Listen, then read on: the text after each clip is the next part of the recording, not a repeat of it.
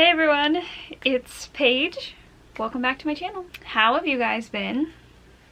Good? Hopefully?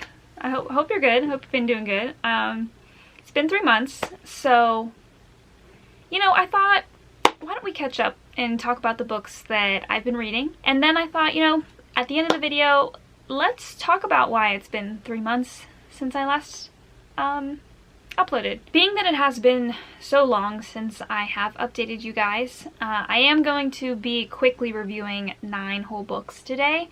Suffice to say that my reading hasn't been great, which we'll talk about why at the end of the video if you stick around, but I've done what I can. So, after our last update about Goosebumps, did R.L. Stine just predict the future of the book industry? I did end up reading What Lies Beyond the Veil by Harper L. Woods. This is the first book of the Of Flesh and Bone series. It is a new adult fantasy romance. Currently pretty big on Book Talk, I would say. I see it pretty often on there, and that is the reason why I decided to read it.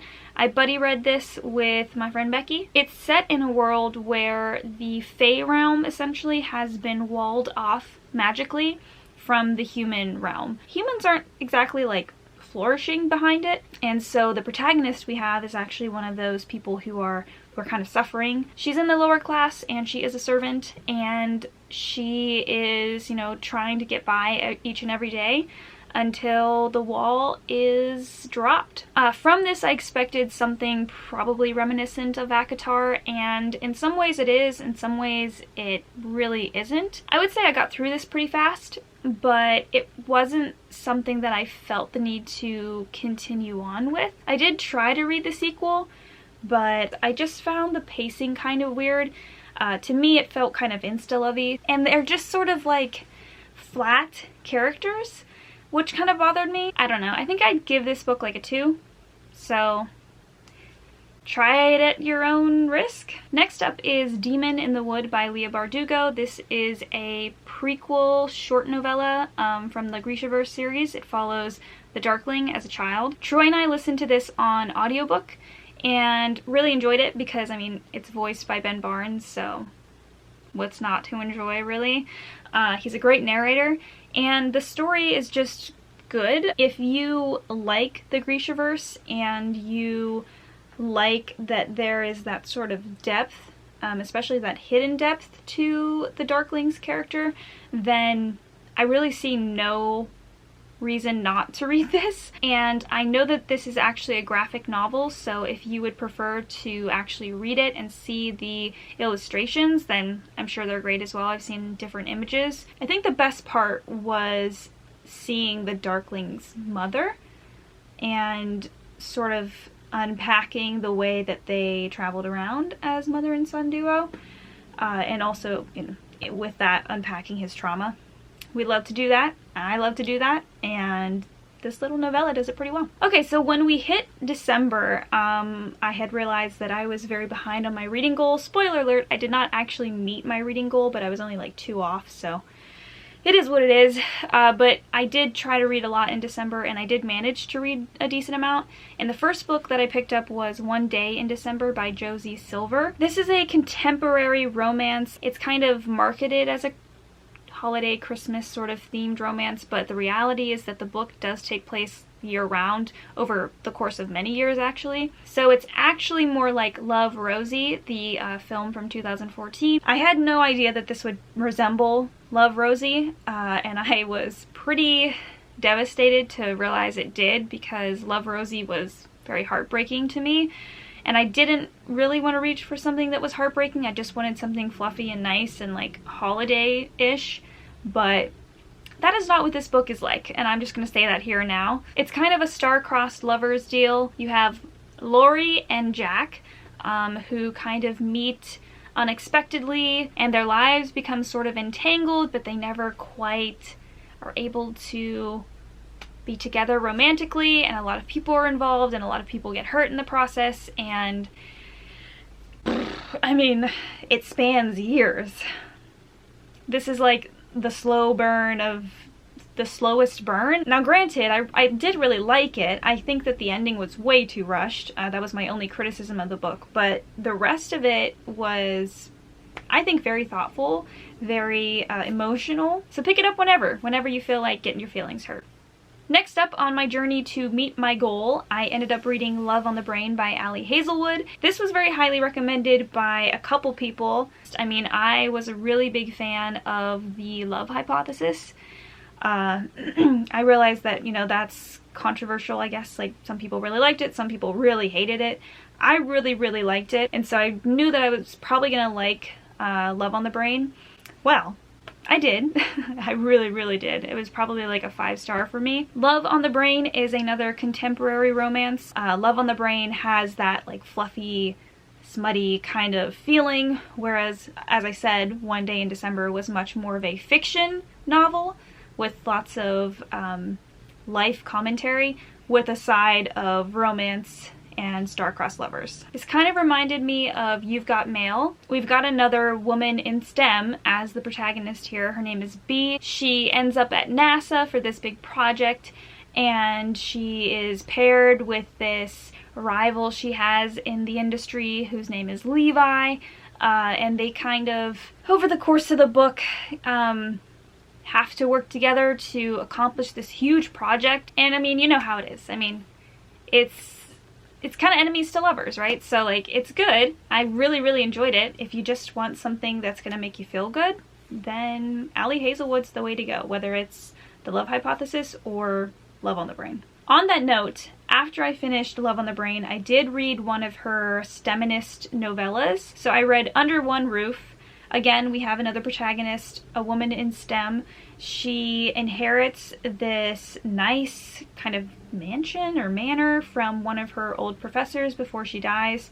And when she goes to claim that inheritance, she is met with the other owner of the house, who is the nephew of the professor who passed away. Initially not very compatible, even as friends, so again, you kind of have that enemies to lovers sort of thing. Nothing really about it stood out to me as being awesome, but ultimately, as a romance novella, it did its job pretty well. I think I probably gave this like 3.5 stars. I had another audiobook after that, because I did read Under One Roof as an audiobook. The other audiobook I listened to was The Poet X by Elizabeth Acevedo. This is a young adult fiction book of poetry. The protagonist is an Afro-Latina girl living in Harlem. She comes from a very strict family, and she starts to get into poetry as an outlet for that. We see her falling in love, we see her joining like after-school activities, we see her honing her craft and trying to do like poetry readings. Like, it's really good. It's like a really good book. It hit hard a couple times because, as many of you may know, I am a English teacher. I am a high school English teacher. So I do think it's really important that I not just teach kids what tone versus mood is, and I actually am there as a mentor for kids. And the English teacher who is an inspiration and a mentor for Xiomara in the book is exactly the kind of English teacher that I aspire to be. I highly recommend it even if you don't typically reach for poetry.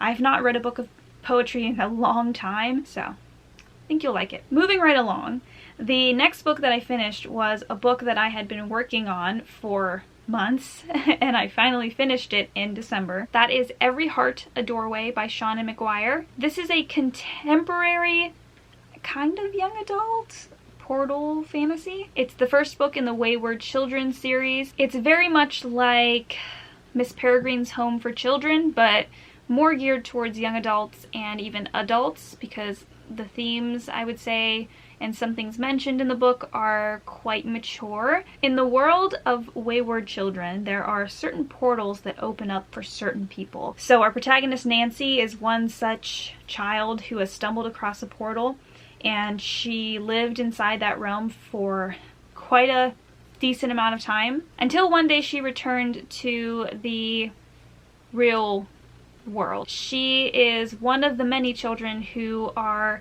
sought out by Eleanor West, who is the matron of the Home for Wayward Children. So Nancy is sent off to live in this group home of Eleanor's, but Eleanor knows exactly why all of these kids are here, and she is trying her best to help them reacclimate. The conflict itself is pretty bizarre.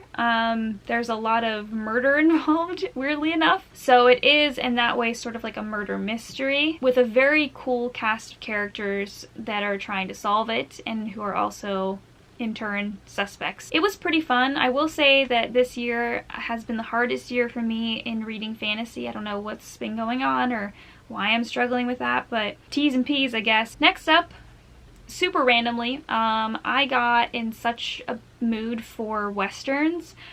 I don't think I've ever read a western book, but I watched I watched Spirit, which was one of my favorite movies as a kid. And after I finished, I was like, I really need like a western something to like fill the hole. I re-downloaded Red Dead Redemption and I looked up like the best western books to get started with. And the book that I found was News of the World by Paulette Giles. So it's set, you know, after the Civil War. It follows Captain Kyle Kidd, who is an ex-military man. He's retired, and he travels around Texas reading the news for, you know, crowds of people. Unexpectedly, he's offered a decent amount of money to bring an orphan girl back to her family. She was orphaned after a Kiowa raiding party killed her parents, and so she became actually a captive and then sort of adopted by the Kiowa. Captain Kidd takes it upon himself to go on this very long journey with her and return her to her people. I found this book to be pretty slow. It's not that it's a bad story by any means, I guess. It's just not something that really personally appealed to me because it felt like there was a lot to be touched on, again with that nature versus nurture, with that clash of cultures idea, but a lot of the scenes I felt like, why is this even happening? Like why does this even matter? So if you have any other westerns that you think I'd like, then please let me know. I was looking into Blood Meridian, I think that's what it was called, but then I was kind of scared off of it because I heard that it was like the most violent book or something. I don't know. That's what I heard, and then I was like, well, is this gonna like scar me for the rest of my life? And so I decided not to read it. But if you have read that book and you recommend it and you think I could handle it, then I will try it, or any other western that you think that I'd like. Okay, two more, and the next one is Tomorrow and Tomorrow and Tomorrow by Gabrielle Zevin. It did win, I think, the best fiction novel on Goodreads for 2022. So I did join a book club put on by one of my friends at work, and this was the first book that they chose. So I read it, and it is a contemporary fiction. I guess you could say sort of historical fiction. It goes through the sort of evolution of video games, which is really cool.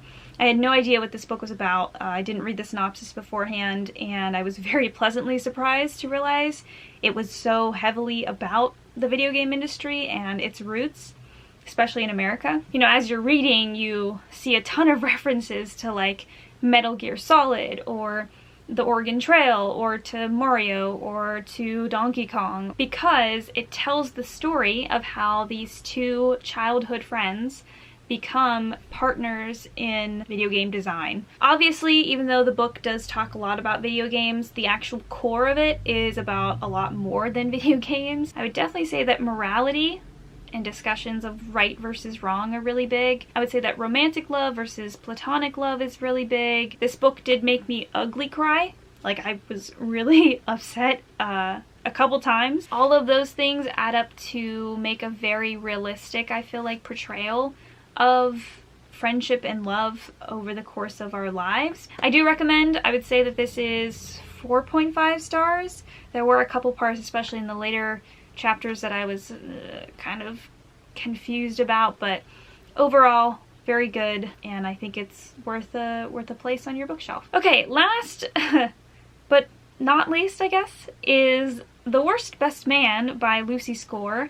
This is the second book that I'm reading for that book club that I mentioned. This is definitely a contemporary romance, very much in the vein of like the Spanish Love Deception and the Crossfire series, and even with inspiration from Pride and Prejudice. Like the title suggests, it does kind of take place initially around a wedding. So the two protagonists are the maid of honor and the best man at the wedding. And while both of their intentions are to make sure that this wedding happens for their two best friends, they also butt heads a lot. I will say that like the first half of the book feels like a totally different book from the second half of the book. The first half of the book is like the Spanish Love Deception, and it's very fast-paced and it's kind of action-filled, weirdly enough, and the mood and the tone just feel very, very different because they're in like the Bahamas, and so it's kind of strange. And then they return home for the second half of the book, and that part of the book feels like the Crossfire series. So I would say if you like all of those romance series, then you're probably going to like this book. I mean, I flew through it. I did really enjoy it. It was fluffy and smutty, and it was very par for the course for a February romance read.